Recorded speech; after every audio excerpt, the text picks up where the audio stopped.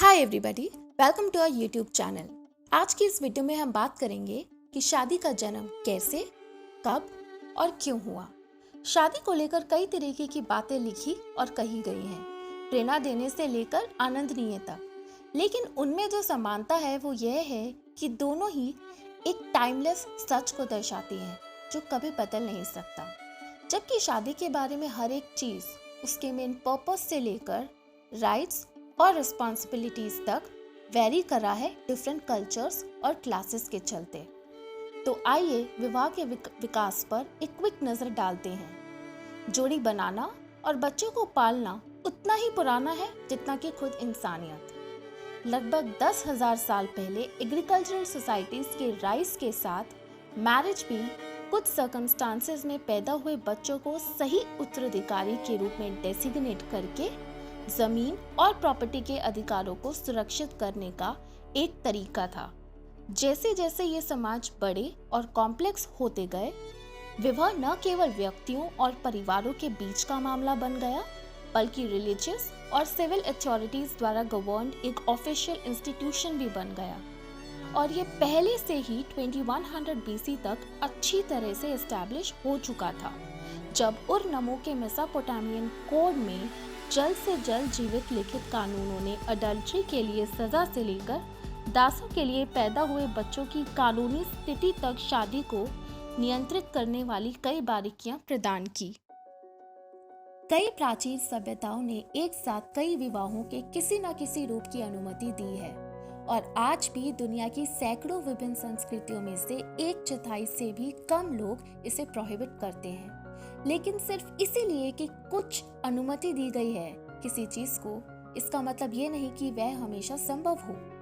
Demographic realities के साथ साथ विवाह और धन के बीच की कड़ी का अर्थ यह था कि भले ही प्राचीन मेसोपोटामिया, इजिप्ट और इजराइल में शासकों की कई पत्नियां हो सकती थी, लेकिन आम आदमी ज्यादा से ज्यादा 2 विवाह ही कर पा रहा था। लेकिन अन्य स्थानों पर इसका बिल्कुल ऑपोजिट हो रहा था। वहाँ एक महिला के विभिन्न पति हो सकते थे, जैसे कि हिमालयन माउंटेन्स, जहाँ एक ही महिला से शादी करने वाले परिवार के सभी भाइयों ने फर्टाइल लैंड की छोटी मात्रा को लगातार नए घरों में डिवाइड होने से रोक दिया। शादियां न केवल उन लोगों की संख्या में भिन्न हो सकती हैं जिनमें वे शामिल हैं, बल्कि लोगों के प्रकार भी भिन्न हो सकते हैं।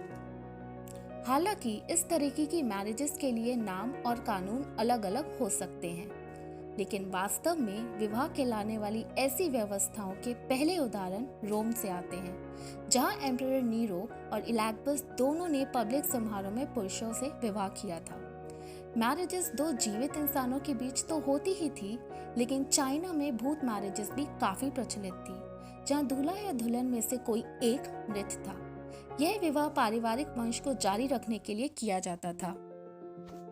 इन सभी डिफरेंसेस के बावजूद पूरे इतिहास में बहुत सी शादियों में एक बात कॉमन थी।